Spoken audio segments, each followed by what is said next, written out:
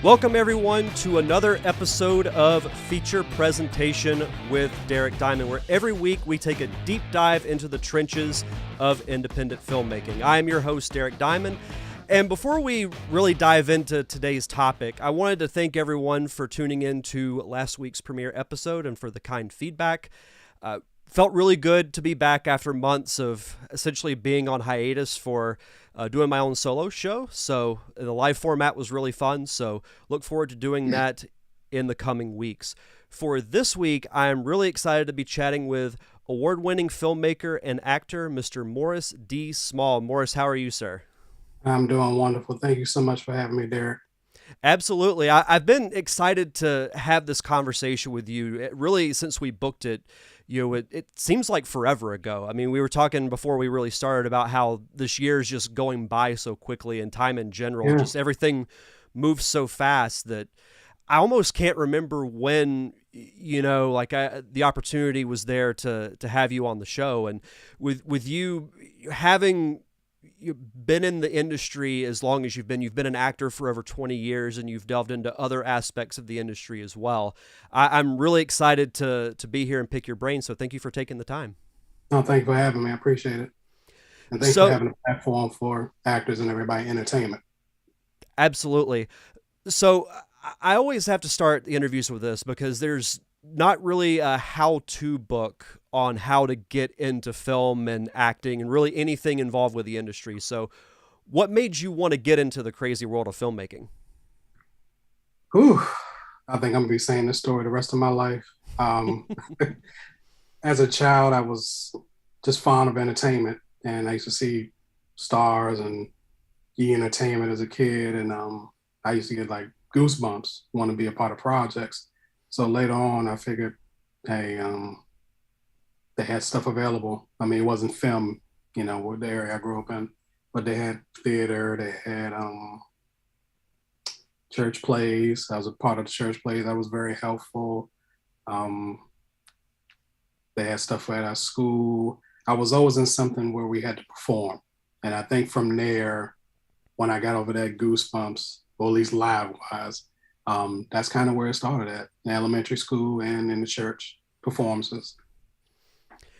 I think you might be the first person I've interviewed that has mentioned things like school plays and doing, I won't say theater specifically, but things from a young age Yeah, as far as yeah, specifics go. Because, I think we've all been through going through the school plays and whatnot and doing like, singing performances, acting performances. And it's to share a little bit with you about my experience. And it's kind of ironic because I'm doing a podcast now.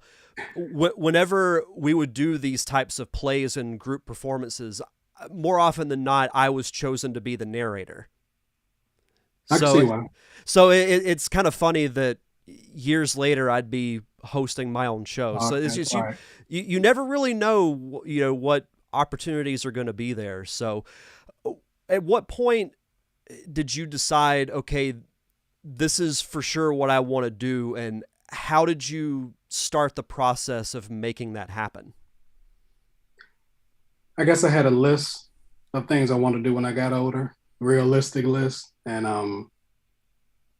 it was just something about performing, and I always had this passion to just, I guess, brighten people's day, and I guess I saw how people would react. I saw how I would react when I would come out of the movie theater and just watching TV series, just look at everybody like, okay, yeah, I felt the same. I felt the same thing. I felt, and it just kind of, I want to say graduated. And then I stopped like after high school, and then I didn't pick it back up till early 2000. And I started doing extra work, and I started doing just a lot of background work, just re-educating myself.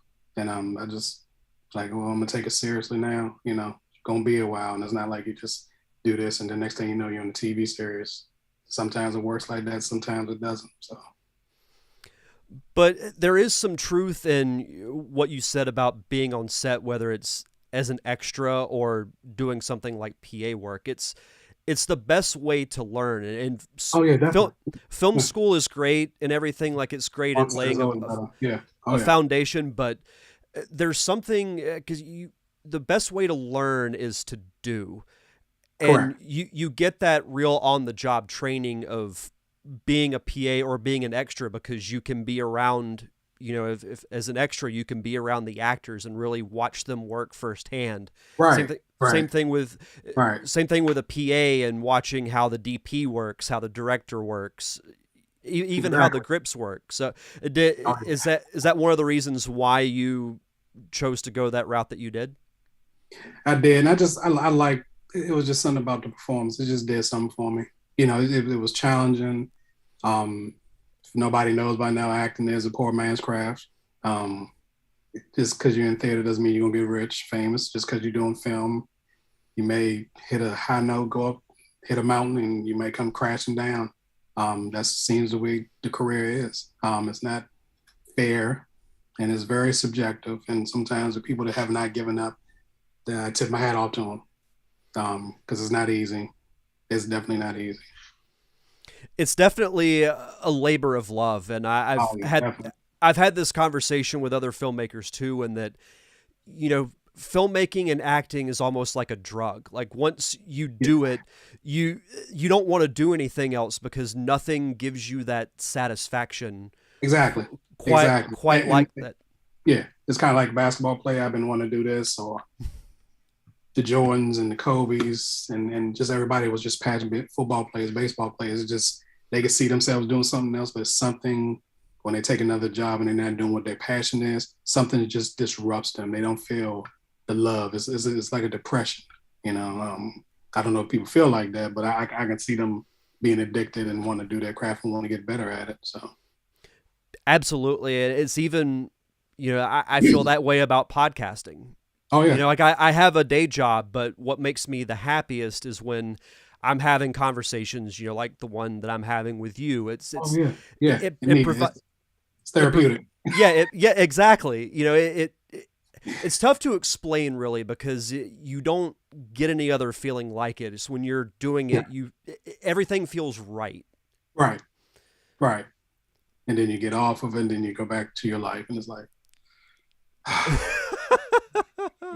not a bad thing, and it has nothing to do with relatives, friends, wife, none of that. It's just it's a passion, especially if you want to do it so long and you're tasting victory, like your awards and me being having the opportunity to be the recipient of having awards.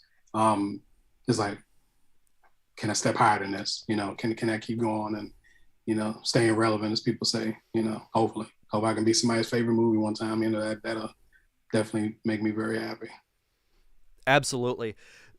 As you progressed throughout your career and you were exposed to the independent side of filmmaking, because when people think of movies they still think of like the Marvel Cinematic Universe or Yeah. Warner Brothers and Paramount, and the big summer movies that we've got that come out every year. At what point were you exposed to the independent side of filmmaking, and as an indie filmmaker yourself, what has been your biggest struggle? I got exposed to the independents. I believe it was in Baltimore, and I think that's when I got my SAG card, and it was an indie project. And I remember the wire was still going on, and somebody just yelled out and said, "What y'all shooting? Oh, we doing this independent. Oh, no, it's not the wire." And they just walked out. I'm like, "Wow, that's thank you, Dream Killer. Have a nice day." Like why would you say that? But it was a couple other projects I did.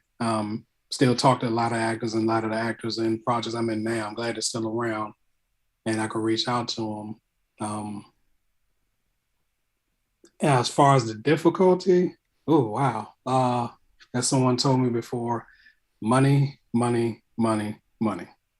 Um, the short film, me trying to take on different roles to get a project out, being in people's stuff, and I don't know. It's just I would say the money part, because if you had the money, you could just kind of do what you want with it. That would help as having a backer or an investor, to heavily do and thinking as I have a job where I can kind of back myself. But you still have to learn. You still got to sit down. You still got to do casting calls. I hate doing casting calls. Casting is probably another one too. I don't like to turn down talent. I don't think I have a right to do that. So I just randomly pick people. I just like, okay, okay, I'm gonna go for her. I'm gonna go for you. I'm gonna go for you. I'm that group, yeah. And that's how I am as far as casting. That's the hard part, but people have made it easy for me because of their network. But yeah, definitely the money, getting locations because I know I could have got certain locations for certain projects, and I will call people like literally I will call hospital. Hey, could I use that room? How much is it? I'll pay anything. No. But I said I would say something like, but if I was Tom Hanks, I said, oh, of course, if you're Tom Hanks, of course you can use them. So it's a name status, it's a name, it's just it's definitely the money.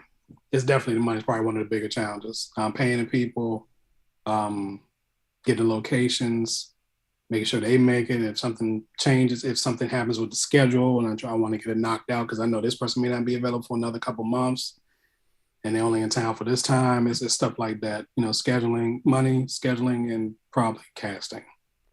Yep. Locations is one.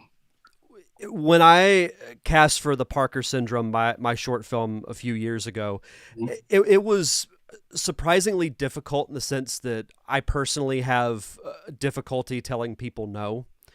So Yeah, then, yeah, I would have people, they would send me, a pre-recorded audition, and they'd send me a separate message being like, "Oh, thank you so much for the opportunity to, yeah. potentially be in your project." And then I'm like, this I really get that. sucks. So I'm going to Yeah, have to tell you no. man. Yeah, that's almost like fear factor for me. I'm like, I cannot turn this person down. They're probably so dedicated. It's like, okay, you could be So I'd just rather just pick people and just find where the talent's at. And Literally. something that, indie film has shown me, and, what I've done and some projects that I'm currently working on, is it really forces you to become creative. You mentioned locations. Oh, I You, love the you creative space. Oh my goodness, yes, yes, yeah.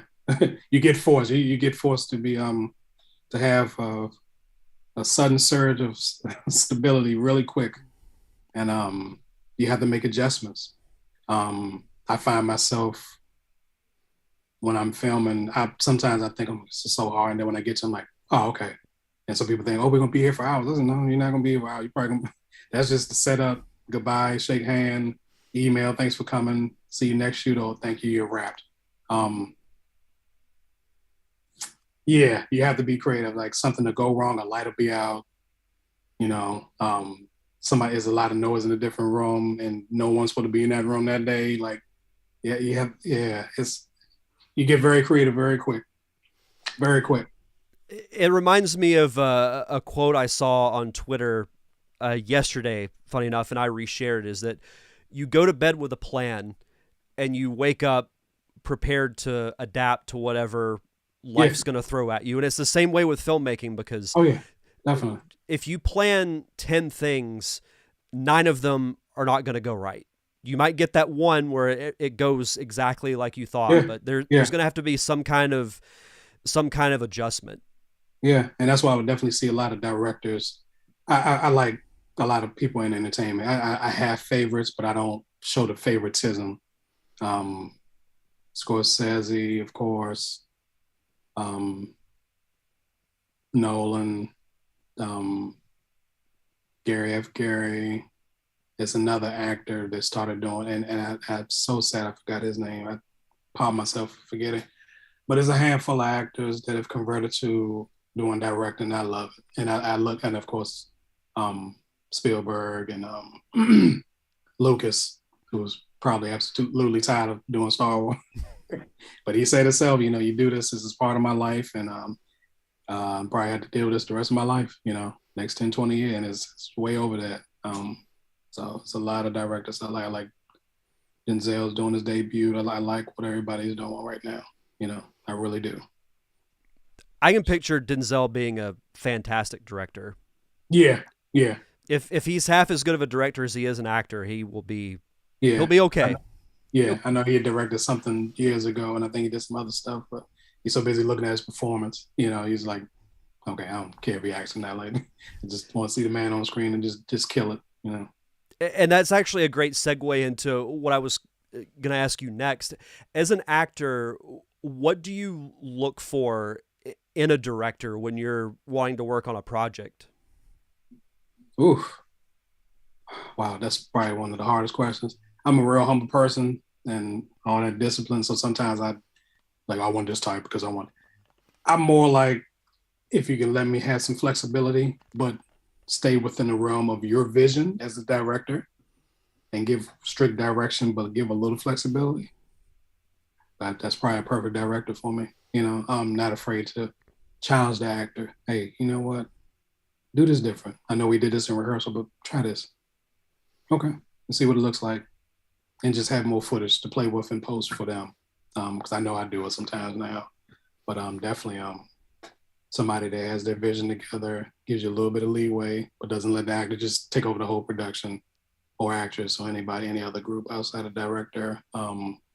Yeah, that's some discipline in there, some flexibility, and but stays on the vision.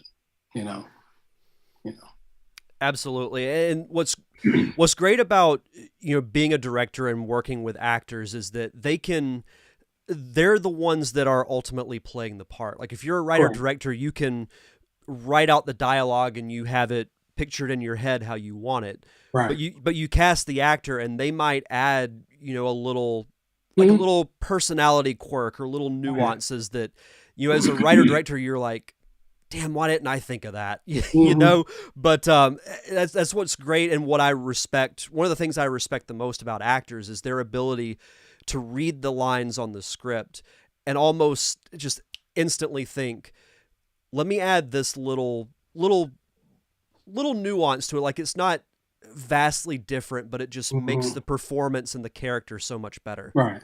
Definitely. Oh yeah, yeah. I let people. Hey, Most, can I say this? I said, look, you can say how you want, as long as you say the lines, and we just shoot it different ways, and then just see how it looks. Now, if it doesn't, we just probably won't use it. Um, and vice versa. If I'm working with somebody, just let me know what you need me to do, and I'll come into it. If we didn't have because a lot of my acting hasn't been rehearsal based. Some people say, hey, can you come in? Cool. All right, we're not gonna do it. Okay, cool. You must want to just see me perform when we get on set, do a quick dry run through, get the vast of the area, the location that we at. Some people are strict on rehearsals, and some people may do one and probably don't do it. They just like, go ahead, I trust you. Like, oh wow, okay, thank you. You know, and it may be some minor tweaking here and there. That shows a lot of confidence. Yeah, yeah, But in a way that's good though. It shows trust can really go a long way in this field because especially if it's a project that you have conceived and you're trying to see through, right. when you can delegate responsibilities and trust like an actor or an AD or a DP Mm-hmm. to help carry your vision and in some ways improve it. There's few more gratifying feelings, in my opinion, when that happens. Right. But Yeah. I did want to ask you about a particular project of yours. We were discussing this a little bit before we went live. Oh, Um, that project. so Detective MJ, which I Yes. believe started as a short, and then you turned it Correct. into a feature, Correct. Detective MJ: Shadow of a Hero. So Yes. how did you come up with the idea for this character and this particular project? Detective MJ was originally supposed to be just a short. Um, People talking back to the camera, giving opinions, then going back. I had some characters. They were very unique in size and shape and just look. And it didn't really come through together. And I think I was venting at work and they said, oh, you've been working on something? I said, man, I want to do this comedy project. I'm already nervous about doing it. Nobody, I'm trying to find these people going to games and stuff. And I'm like, okay. Well, he said, I got somebody. That's what you do. And then that one person was end up being a gentleman in there. Two people. Um, the one that plays Patricia Pepper's name. She's a great actress. I worked with her for years, even prior to this. We have a lot of background. And I said, hey, what do you think about playing this reporter? And she just opened up her toolbox and I just let her go. She said, how am I doing? I'm gonna keep doing it. And the gentleman in the wheelchair, John Thompson's first comedian I ever worked with, super dedicated, has improvisation that's mind blowing. And I realized these comedians are awesome. Comedians, whether they're good or bad, I appreciate them. I love seeing them perform on TV. I love seeing them live now. I started getting back to going to shows after COVID died, and I'm still a little nervous about going, but I went to a few, and I was like, I'm not saying, wow, I remember your show like 10 years ago. I would love you in one of my projects. And I would DM them, and they respond now. I'm like, wow, this is okay. And it starts to build from right there. The Detective MJ Shadow of a Hero, that was like, if I didn't get people, and one guy reached out to me from California at his own film festival, and he said, and I put it on Vimeo. John was like, put it on Vimeo, put it on Vimeo. I'm like, okay. I was just gonna send a YouTube link to somebody, and this guy responded. I thought it was like something for gays. I'm like, you want a movie in a film festival? This is a prank or something, And come to find out, the guy was serious, and got into LA, neo noir, and Los Angeles. Kerry Westbrook is the gentleman in charge of everything, and he has people around him. Him, John, Monica, and just people I've been around. Like, hey man, just go ahead and do it, man. Just see what happens. So we did it. Not a big fan of the sound. I'm critiquing myself, and I say, if I do another, I'm gonna do a little better. Still learning the camera, and it wasn't like I didn't know. It's just I did the most amateur thing you can do in a film is pick it up, edit, and throw a film LUT on it. The worst mistake ever. But people liked it, and I hope they look past it. And I know people have always said, I've seen stuff worse. So I said, me too. But I don't want it to be on that list. So I don't want to talk about it. But it's a joy to do it. It's been funny. Comedy is not easy, but it is so fun. It is so fun. It got to the point where it was just writing and just go off the book, just off book. You want to do this? Hey, this is what the scene is about. This is what we're gonna do. There you go. Just memorize that part. Let's see what it's gonna look like, and then that's how I've been working it. There's really no secret. I don't want to waste people's time. If it was a bigger budget, script supervising stuff around, yeah, I would go that route. I'll still do the improvisation though, definitely.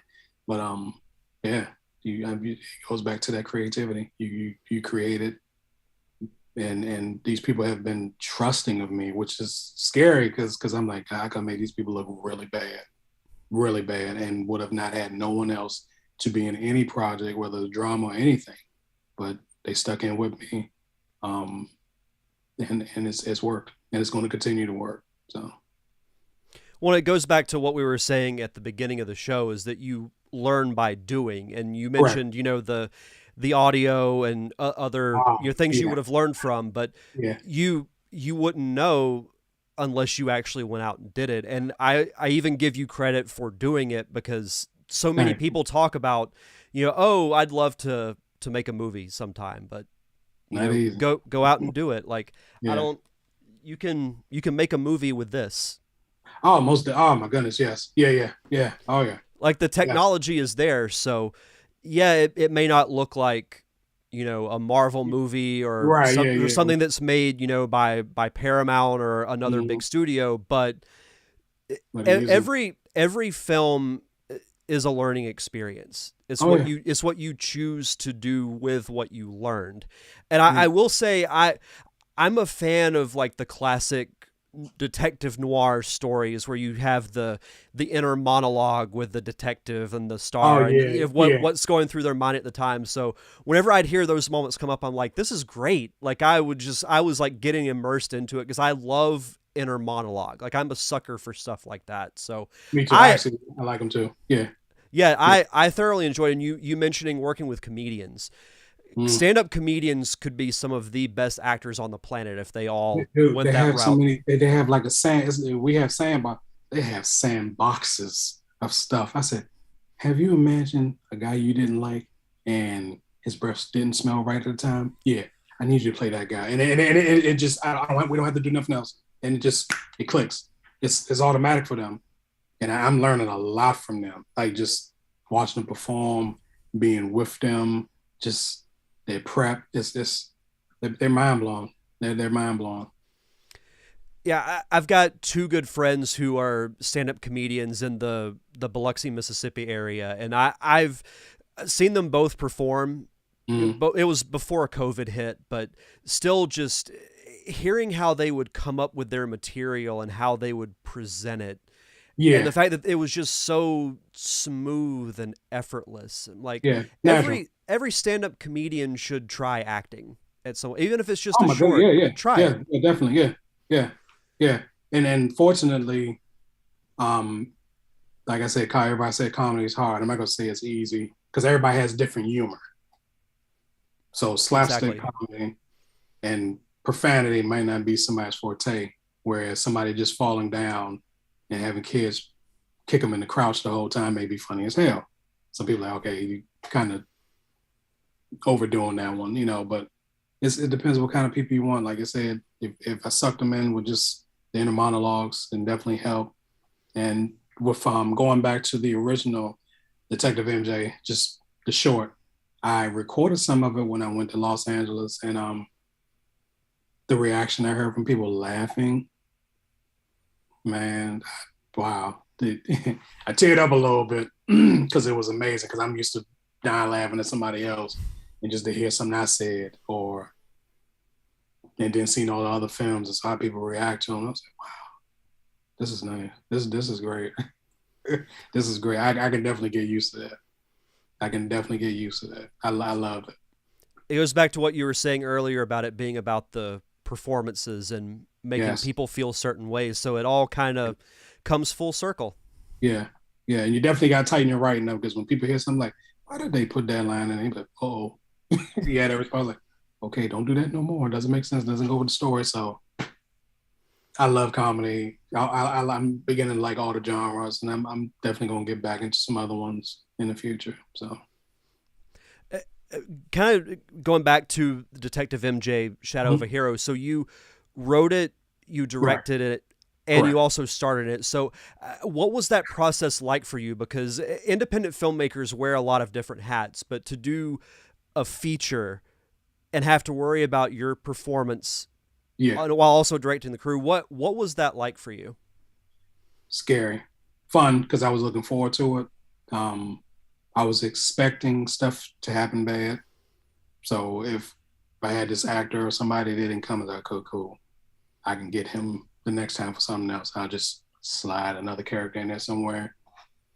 Once again, location, money, scheduling, definitely was getting everybody scheduled. That was so hard getting everyone scheduled, and especially new people in there.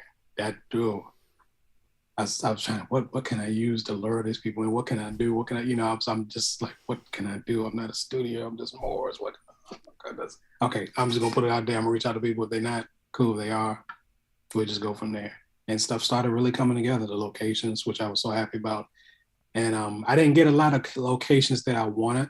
So yeah, I definitely was put them in the other one that we have coming out. So I have another one that's coming out too. So Have you already shot it, or is it in the yeah, process of being made? we finished it. It's in post. I have a trailer out. That's on YouTube. I have an Instagram page that I'm going to blast and let everybody know about very soon, within hopefully this week, going early next week, and just let the world see it. So it should be a little better, and hope people hope people laugh and like it. You know, I definitely appreciate the cast and what they did for me because they did a fantastic job. I'll have to They, check that out whenever we're done. I didn't know there was a new trailer out. yeah, I'm such a terrible marketer. I'm just so busy. I just don't say. I'm like, oh, that's right. I got another Detective MJ. I'm so sorry. I forgot to bring that up. So yeah, I'm one of those type of people. I'm terrible as far as the marketing, but as far as creating it, posting, and coming behind it, and trying to get everything together on it, great. But the marketing is like, oh, by the way, I have another one coming out. I should have said something. It's one of those. But yeah, we have another one, Detective NJ, Our Nation's Capital. Um, have a few more people, new faces, and I love what they did. I love what they did. I think people will like it. I think people will like it better than Shadow of a Hero, but I'm not comparing at this point. Just as long as it look better and sound better, people laugh, and that's all I care about. No, I'll definitely have to check it out whenever we're done because, like I said, I enjoyed the universe that you created. Like I'm a fan of good detective stories. So Oh, thank you. I'm excited just to see what's coming up awesome. Thank you. Thank you. Thank you. for Thank you. sure. Transitioning back into the acting side of your career, there's something that I don't think I've ever really asked any actors. What is, how important is it to hire an agent or a publicist, and what's the process of that like? For those who might be an aspiring actor, because Mhm. having an agent or a publicist is a very important part of your career. Correct. So, what's some advice that you could give to aspiring actors when it comes to hiring an agent or a publicist? The publicist part was brought to my attention from someone around here. He said, "Hey, man, you getting a little popular with your projects, and I'm seeing people you go on to stuff. You should get a publicist." I'm like, "Oh, somebody in public? Oh, you mean a publicist? Oh, okay." Uh, Very different process for publicists. Very expensive if you go the certain route. Because I looked some up and I was like, "Okay, that is a mortgage. I'm okay." Is there somebody that's on IMDb that's a little lower and has clients that I can validate or meet in person or anything? And found one, and I've been rocking with her, and she's been rocking with me. Um, and as far as managers, I have one, and she's doing a great job beginning. Um, I reached out to her. I was scared because I didn't want to ask because I was like the publicist was like, okay, I'm so used to doing it by myself. Am I in that position to have somebody, man, we be on the same level, or I meet their expectations or they meet mine. And if it doesn't work, it happens. Maybe better luck next year, something like that. I would think and say to beginners, um, like somebody told me, get yourself together first, get your credits, get your stuff. Don't just go reaching out because um, unfortunately there are not so good people out here in the industry. And I've had, I hate to say fortunate to meet one of these individuals. And this person was in the Maryland area and had an agency, and I went to let the individual know that I was getting my SAG card after production, the independent one I mentioned in Baltimore. And went to the store. I mean, went up to where the location was, and saw some guy come out. And I looked. I'm like, "What's going on?" And he's like, "Who are you?" I'm like, I'm a talent. I'm on the roster. I'm on the website. I'm all happy and stuff." And he's like, "You didn't hear?" I'm like, "No, I didn't hear anything." "Oh, that person got murdered." And I tell people the story the same way. Yeah, yeah, that same face you just made, I tell it the same way each time. This person was actually murdered. And the person and detective was asking me, "Did you hear anything?" No, I didn't do. I'm coming here trying to see what's going on, and it scared me. Like, what did this person do to have someone to murder and leave the body in the agency? That, ooh, I don't tell a lot of people, and whoever reads the story and sees the interview, you're gonna know now. It made me just stay away from it. And I started reading all these reviews, and I contacted the detective because I remember seeing some stuff. This is when the Craigslist era was up, and tried to get some gigs off there. And I saw some stuff up there. Don't go to this agency. The guy and these people and the other lady, they're phony. Don't do this. They keep saying they're Holly Berry. I mean, it was just I was like, oh my goodness. And I called the detective. I said, "Hey, look, this is what I got," and I didn't hear nothing else about the situation. And I said, "Well, these individuals didn't rub me wrong." So I was supposed to have a recording, voiceover recording, get a demo together. And I talked to the individual and like, "Hey, you heard about what happened?" He said, "Yeah." So I'm ready to pay X amount of dollars. They looked at me like, "X amount of dollars?" I said, "Yeah." They told me split. And the guy said, "I don't charge that." I was like, "Okay." And I kind of just, "Hey, you know what? Let me just, can I call you back?" Never, because it's too much phoning that's going on. I just got off the phone. I just shook my head. I was like, wow. I was about to pay like an extra $150, $200 for something for a session that would have cost me 125 with experienced engineering and did voiceover stuff. So yeah, it was bad. It was bad. So after telling that depressing story and realistic story, I had an agent in LA.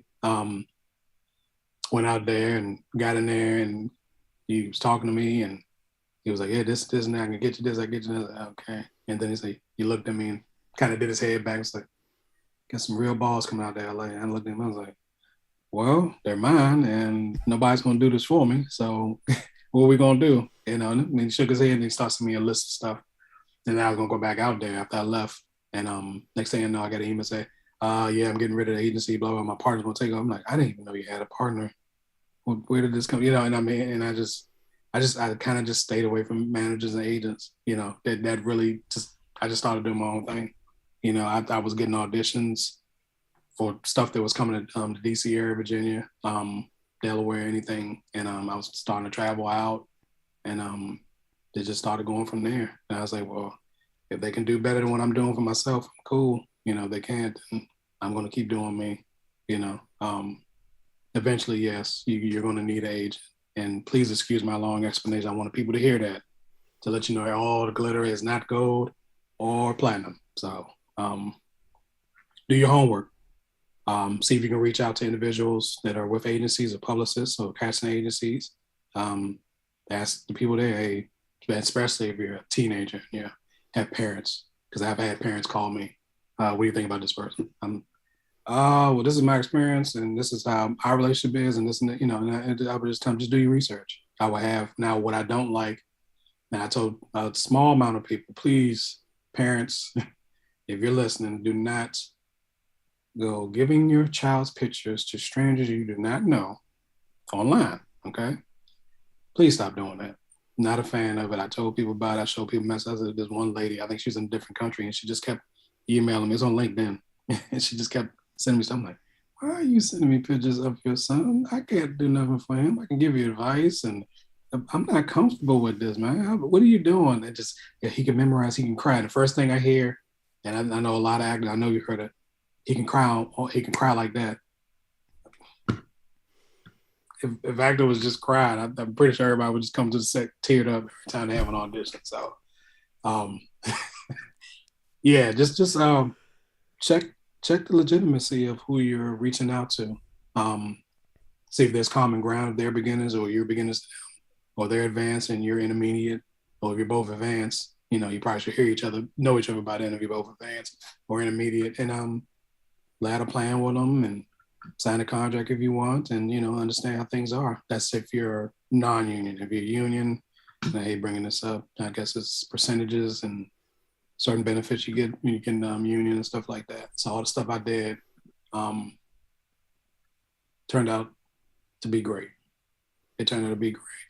And I want to continue to do great work, hopefully, and just stay motivated.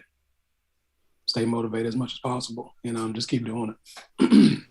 Absolutely. And I appreciate you sharing that raw story. Oh, That yeah, couldn't have been easy to say. Oh, no, yeah, because every time I say it, I kind of visualize it. Me going up and this detective coming out looking me up and down. I'm like, what's going on? And you didn't hear? I'm like, no. It's not like it was on social media, you know. Then looking up the story and people were still bad mouthing the agency and the individuals, and I was like, come to find this person was doing dead and doing some really crabby stuff with people's stuff and submitting things and charging them for bad stuff. It was bad. But the individual was so delightful to be around. You would never know that the people were like that at all. You would never see it. So like, hey, Horace, how you doing? So they shake your hand, hug you. And it was a completely opposite. Well, it's like you said, do your homework and do your research, because someone can present themselves as being, you know, the smartest and the greatest person ever, but you never know what's going on up here or behind closed doors. So right. And that's definitely what happened.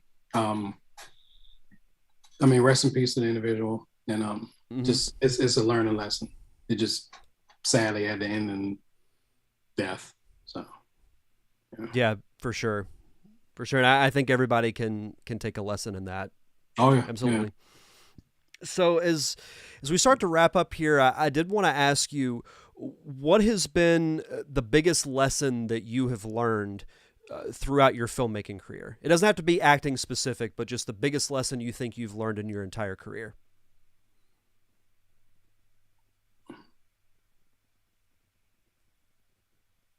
I just want to say experience. If you got something, you got a pen, paper, you got an idea, just go shoot it. Go film it. Go just, it's really the experience. I don't know that really answers the question, but it's really just the experience of going through the process or probably a better answer for it. Um, you can get it whereas you have everything laid out and the budget and you got investors, but then you have to follow that structure. But whereas how I shoot it, and a lot of people that don't want to deal with that because I want to get to the filming part and capture everything I can capture. I don't go that route. I just film and just look at experience. I look at directors. I still do it. It'd be wonderful to have an ARRI or Panavision camera or a Zeus lens sitting around to make my thing look spectacular on theater in the film. But you try to get that stuff is really expensive. I show people lists of lenses that are literally starting at 25,000, and I think that's used. And the cameras, yeah. But I want to say experience is definitely in the process of trying to do it yourself, and trying to keep people want to work with you. You know, a bad project doesn't lead to a good project. I'm kind of just saying it out of the blue. Well, how would you feel if every time you work with somebody, giving, oh, don't work with him, don't work with her, it's terrible, and then no one, they're not even submitting. The biggest things we used to have, and this is kind of off the subject, but on film was filmmakers doing something and had great work, and I would never see it in film festivals, and I would not see it on IMDb. I'm like, where the hell is this project? It looked good. I like what I did. I like what I saw. I like how to direct it, and I would never see it nowhere. Now I try to promise myself I'll at least make it available online, get trying to be credit to something, submit it to a film festival, which is not the easiest thing in the world to do. And just get, people want to come back for more and get audiences and people behind the scenes who want to work with me. So, like I said, it's pretty much experience. Pretty much experience. Absolutely. I always like to end the interviews with this. Okay. Since we're all, those who work in film, we all started as fans. Oh, so yeah. Still what is your favorite movie of all time? Oh God. Why did you have to ask me that? I want to say my own, but no. Okay. God. uh, City of God. I don't know if people even seen that movie. Yeah, I was gonna say Casino, Goodfellas. There's a handful of other ones I've seen that are literally on that top list. Both of those are great movies as well. Yes, Green Mile was another one. I love that one. One of the best performances I've ever seen from Michael Clark Duncan. Oh my goodness, yes. Oh yeah. Pulp Fiction, Road to Redemption, of course Scarface, Godfather 2. That's I'm just gonna say City of God, and hopefully I don't get beat up for saying that, because if people actually saw City of God, they'd be like, "Oh, it was a bunch of." I said, "Yeah, but it was good. It was really good." Like I watched it back. It was like a 2.5 hour movie. I watched it like right as soon as I woke up. I was like, "Let me look at this again." I don't do that much. I did it for Scarface. I did it for Green Mile. I did it for the Tom Hanks movie, Forrest Gump. That was in. I watched those movies back to back, and those movies are literally 2 hours. Benjamin Button. Wow, I have a list of movies. I would just say City of God for right now. It's tough because for me, I feel like it changes almost every day because there's so many great movies, and it's so subjective on what makes a movie great. Right. Now, if you want drama, a little bit of laughing, consistent story or non-consistent. I mean, I loved Heat. I love Casino. I love them.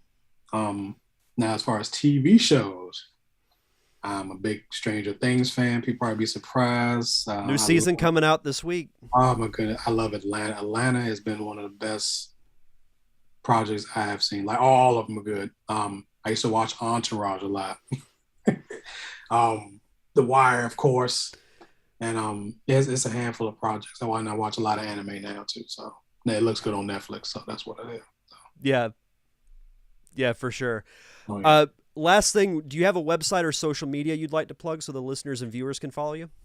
If you people want to follow me or just go see where I'm at and see more gray hair, go to see my website is moresmall.biz. It may change because I got rid of the other one. So that's www.moresmall.biz. Moresmall.biz. And I'm on LinkedIn. I'm on Twitter, which I get one like every other month. Instagram is actor more small. And yeah, I don't think I do the Facebook anymore. I like the Instagram or Twitter. And I'm on TikTok now. So yeah. Yeah, Twitter and Instagram have become much more friendly than Facebook. Thank you. That's I wasn't trying to down it because they're like the same thing, but yeah, they it's a little more controllable. Yeah, and Facebook, I get having a page because it's important because you'll have your specific audience there. But when it Right. comes Yeah. to Yeah. interaction, I much prefer Twitter and Instagram because Instagram I can just go look at dog pictures and feel better Yeah. about myself. I look at the cats, dogs, Yep. and boxing and anything entertainment on there. Sometimes boxing and definitely comedians, boxing and shoes and the weird stuff that pops up on my Instagram that I never looked up before. So yeah. Absolutely. Well, Morris, thank you so much for taking the time to chat with me. This has been an amazing chat. I've learned so Thank much, you. and Likewise. hopefully, the listeners have learned as well. Hopefully, I hope that they're learning and keep on learning. Absolutely. Well, let me play my outro music here. If you want to subscribe to the show, you can find it on Apple Podcasts, Stitcher, Spotify, anywhere you get your podcasts. Just search for Feature Presentation with Derek Diamond. You can go to linktree.com/featurepresspod to sign up for social media, YouTube. Everything's on Linktree. And don't forget, we're live every Monday night on YouTube at 8 p.m. Central Time. So thank you again to Morris Small, and we'll see you guys back here next week for another episode of Feature Presentation with Derek Diamond.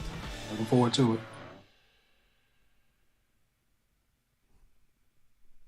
Sweet. Oh, that's good. Yep. Awesome. Thank you so much, sir. This was awesome. Oh, no problem. No problem. No problem. And I could send you a trailer of what we have on IMDb and everything.